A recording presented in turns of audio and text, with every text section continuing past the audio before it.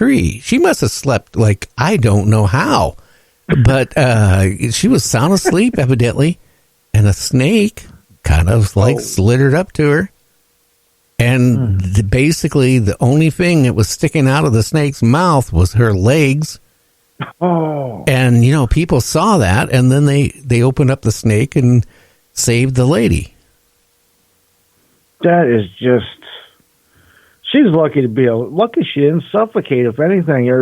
The snake must not have tenderized her up too much beforehand because... No, who knows how long it takes. I don't know how long. I have actually saw snakes, like with pigs.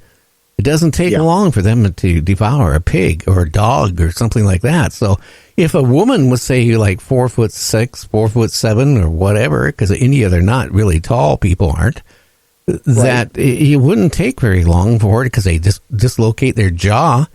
And then they just kind of like, they just rock right in and just wow. I was kind of like putting a condom on.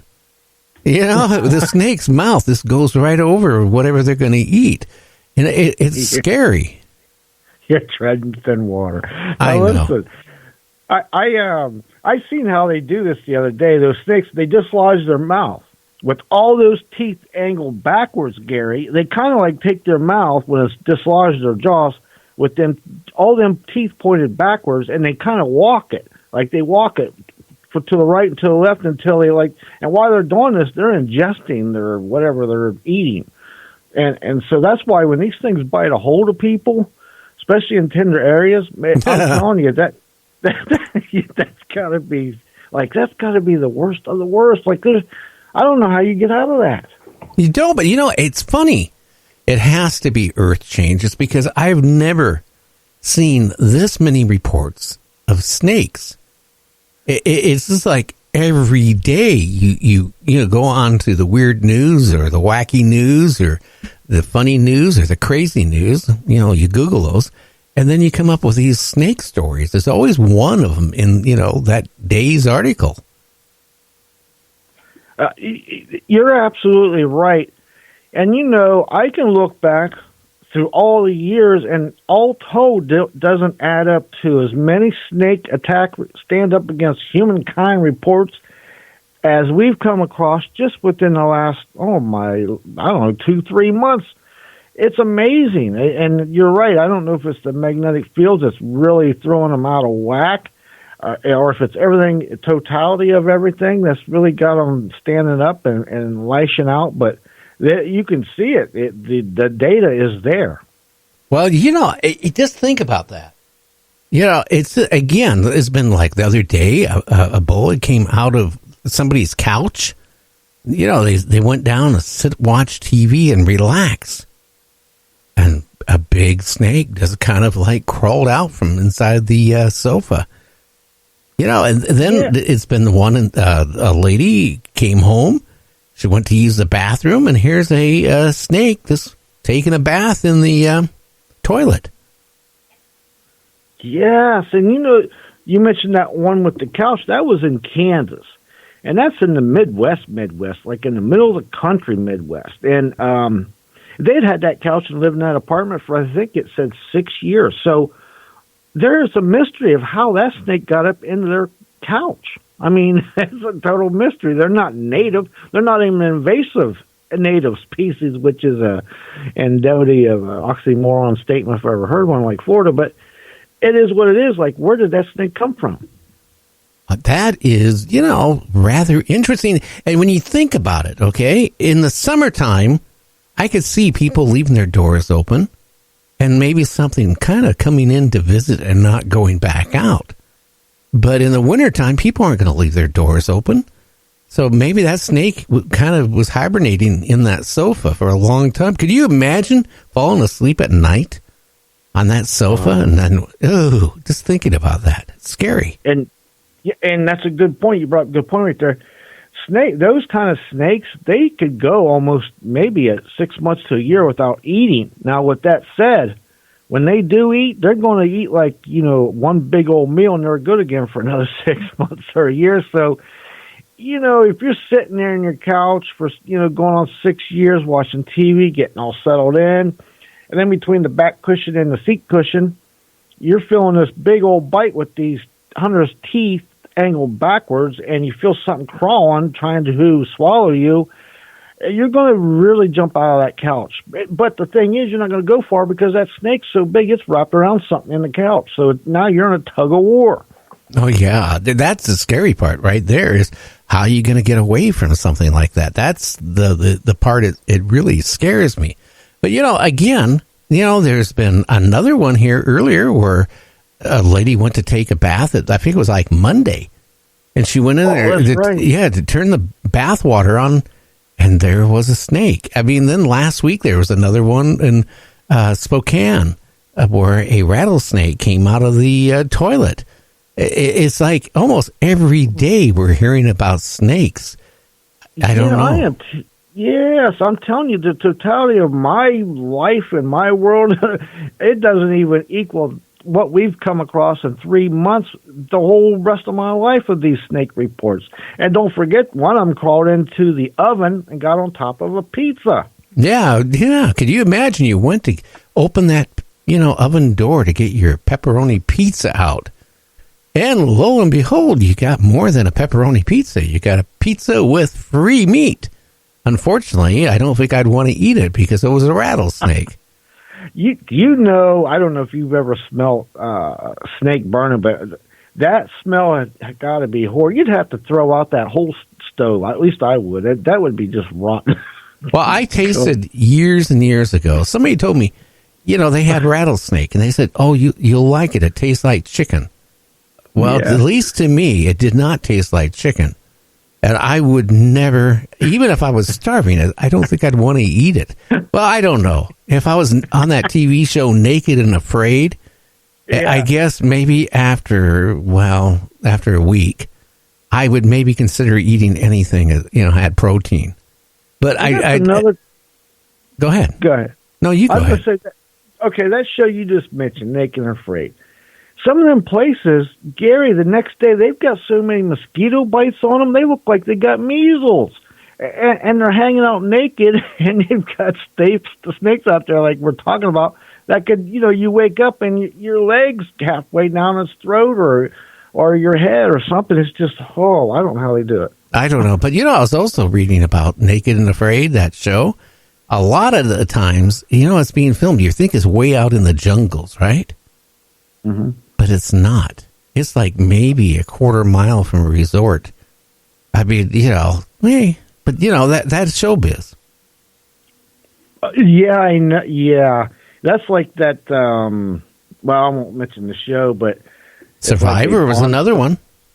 Which one? Survivor. Oh, yeah. Those shows aren't what they seem. Yeah, there a lot of them are what do they call it, staged or rehearsed. They're not as organic as you think. Yeah.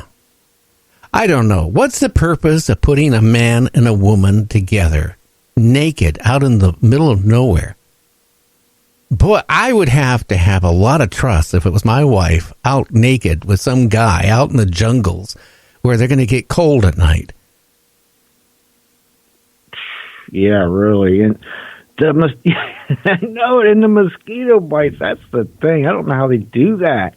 Wow. And all the spiders out there and all the snakes and the poison things. And it's a wonder somebody hasn't got killed yet. Yeah, well, people have gotten really sick off it.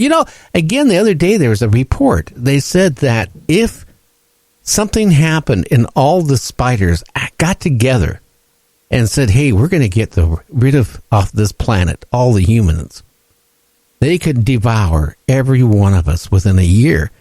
But then you think about, okay, if the spiders can do that in a year's time, what do you think these snakes could do? Oh, that's a good point, too. Well, here's a prime example. Those pythons, I think it's especially the reticulated one maybe, but they're now an invasive species, a common invasive species, which that's another oxymoron, of Florida, especially South Florida. there are so many of them because of the hurricanes letting them loose, and then people having them as exotic pets, and they get too big because they're eating their dogs or whatever, and they throw them out into the swamps. So now they can have a whole flock of eggs, that, I don't know, 50 to 100 little baby snakes, and even if just 10 of those live, and you've got 20 times 10, it just keeps multiplying bigger and bigger and bigger. And here we are today that you can go down the back roads of Florida, the paved ones, and that's how they catch a lot of them snakes. Because at night they come out lay on them roads to heat up, and it's amazing how many snakes is out there. Can you think about that? They have been actually known to eat alligators. Yeah, as a matter of fact, there was a very popular picture where the one swallowed the alligator, and the alligator was still kicking, and I think it clawed its way through the snake, and it's coming out the side of the snake, and they both ended up dying.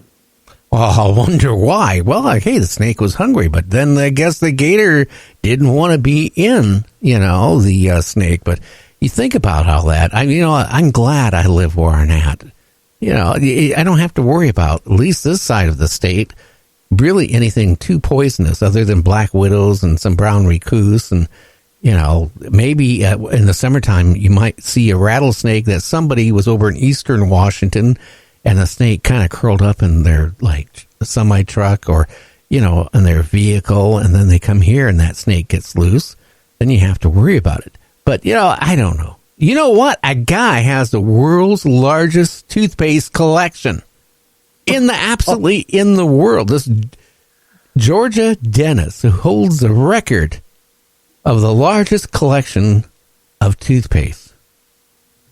That is amazing. I love every day you come up with these records from Guinness or wherever they are. That's mind blowing. Like what's he? Well, he's all set for the apocalypse anyway. His teeth's going to be good. Well, he has over 3,000 tubes of toothpaste. So if something happens where there's a toothpaste shortage, they're going to beat his doors down to get a tube of toothpaste from him. Yeah, they are. He's going to be the sole holdout of toothpaste. I know. That is very, very interesting. Well, a volcano erupts into a fireball, and it looks like a UFO object floats out of it. Oh, I wonder if that's that one in Mexico. Yeah, Gary, there's all kinds of connections between volcanoes and UFO sightings. They go hand in hand for some reason. Oh, yeah. And you know what? Again, last night with our guest, Rob, we were talking about Mothman. And a lot of the times, these reports of Mothman, what is reported about the same time? UFOs. So here you have UFOs, and then you have reports of Mothman. Very, very interesting. So when you think about that, are they tied together? Now, they could be, or they might not be, but I'm not really sure. But if you think about all these reports of Mothman, if you really check it over good, there's always a rash of sightings of UFOs. Now, are these Mothmen aliens? And we're looking at it as cryptics, but they might not be cryptics. No. Matter of fact, in my opinion, as of now, I think they're interdimensional beings. I have no idea. I don't buy that either. I just can't buy that either. But that's a lot of people are going that way because you know what? They're running out of ideas what these things can be. So who knows? I know. We'll probably never know, but I do know that they come and go at will, and it's weird. I know. Hey, we'll be back in 2.5 minutes. You're listening to Night Dreams Talk Radio After Dark.